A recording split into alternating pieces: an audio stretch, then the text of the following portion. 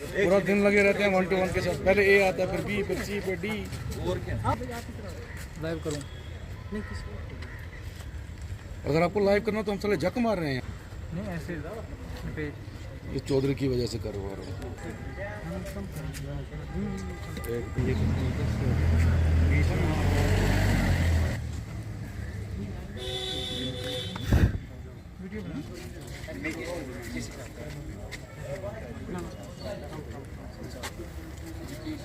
जनाब, आज हमारी यहाँ पर मीटिंग थी।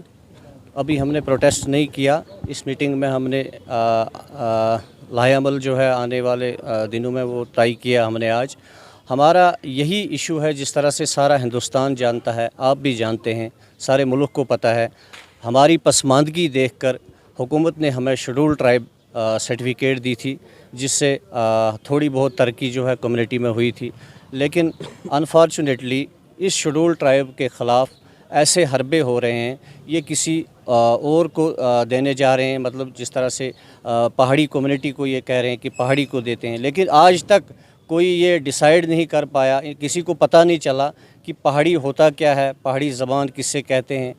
तो इसको लेकर लगातार पिछली बार भी हमारा प्रोटेस्ट हुआ, पैदल मार्च हुआ और दिल्ली तक भी हम गए, लेकिन लगातार इस तरह की अफवाहें हैं। और आज जो अब पार्लियामेंट सेशन शुरू होने जा रहा है, हम मीडिया के माध्यम से अपने कॉन्स्टिट्यूशनल राइट्स जो हैं, हमारा जो आईनी हक है, आईनी हुकूक जो हैं, वो हम आपके माध्यम से ऑनरेबल जो हमारे प्रधानमंत्री हैं, बेसिकली शेड्यूल ट्राइब जो है, शेड्यूल ट्राइब GD शर्मा एक रिपोर्ट जो है उन्होंने तैयार की है कि ये पहाड़ी स्पीकिंग लोग जो हैं, इसमें शर्माज़ हैं, इसमें मुख्तलिफ सईद हैं, बुखारी हैं, उनको ये शेड्यूल ट्राइब में शामिल करने जा रहे हैं।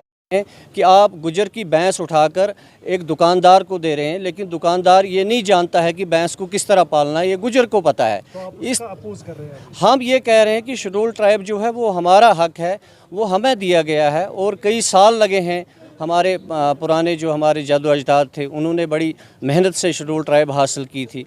और इस शेड्यूल ट्राइब को जो है, ये हमारी जिस तरह से एक पौधे की जड़ें होती हैं, ये हमारी कम्युनिटी की तरक्की की जड़ें हैं। और इन जड़ों को उखाड़ने का जो काम है वो लगातार अब चल रहा है।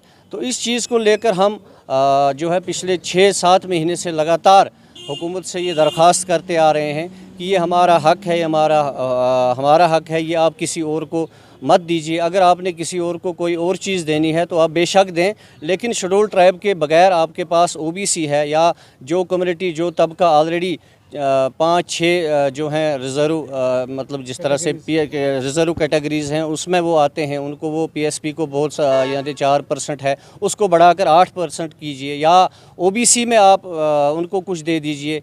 कोई अलग जो आप उनको फ़ायदा पहुंचाना चाहते हैं, पहुंचाइए, हमारा कोई उसमें नुकसान नहीं है, ना हम उस चीज़ के साथ हैं। लेकिन हम कह रहे हैं कि हमारी चीज़ को, हमारी भैंस को आप उठा के किसी और को दे रहे हैं, यानी हमारा जो हक है इसको आप किसी और को दे रहे हैं, तो ये हमारे साथ नाइंसाफ़ी है।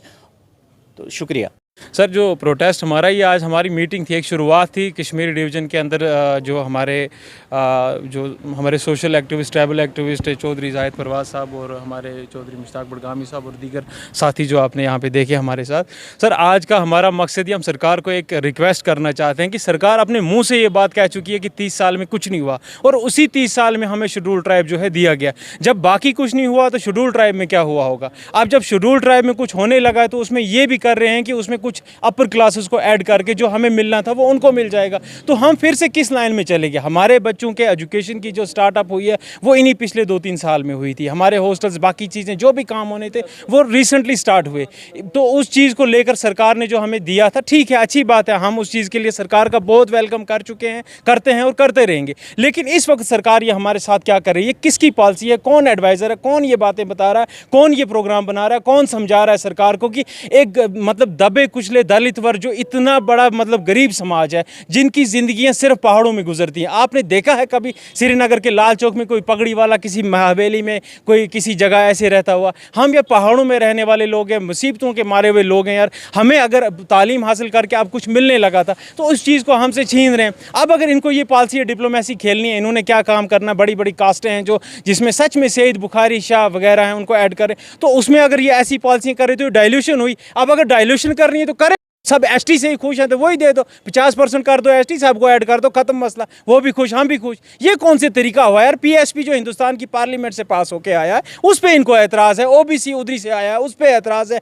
ईडब्ल्यूएस वहीं से इंप्लीमेंट हो गया है, इन्हीं हमारे 543 एमपीज़ जो हैं इनके वोट से आया, हमारी ऑनरेबल प्रेसिडेंट ने इसको पास किया है, ऑनरेबल प्राइम मिनिस्टर की सजेशंस है, ऑनरेबल होम मिनिस्टर के सजेशंस है। जब उन चीज़ों के ऊपर इनको एतराज़ है, शेड्यूल ट्राइब ही क्यों एक टारगेट हो रहा है इस वक्त? ये हो गया ना किसी एक कम्युनिटी के साथ जेलेसी है कि ये लोग डेवलप क्यों हो रहे हैं, हमारे डेवलपमेंट के साथ इतना क्यों है और इतनी बड़ी साजिशें क्यों की जा रही है, हमें क्यों कमज़ोर किया, हमारे टांगे क्यों काटी जा रही है? क्या सरकार को ये चीज़ें नहीं दिखती? क्या सरकार चाहती है कि हम लोग फिर पीछे हो जाएं? अगर उनका यही पॉलिसी है, यही डेवलपमेंट है तो ठीक है, अपने इकदाम उठाए, हमारे पास क्या, हम कर भी क्या सकते हैं? हमें सिर्फ बात बता रहे हैं, कोई सुनता नहीं है, सुनने वाला है नहीं शायद। अगर सुनने वाला होता तो हम इससे पहले कितनी बार सड़कों पर आए थे, तो हमारा काम नहीं होता। अब हमें मजबूर करेंगे ये लोग सड़कों पर, फिर वो अपनी लाठियाँ शाठियाँ वो अपनी वो लेकर उतर आएंगे। हमने यार जंगलों में बालू वालों को भी ठीक करके रख दिया, तो ये लोग जब हमारे साथ छेड़खानियां करेंगे तो हमने वो काम करना है, हम उतरेंगे फिर चाहे हम मरें या ये मरे, फिर और क्या कर सकते हैं? हमारे बच्चों का सवाल है, हमारे फ्यूचर जनरेशन का सवाल है, हम क्या करेंगे जी? 30 साल में हमारा कुछ नहीं हुआ,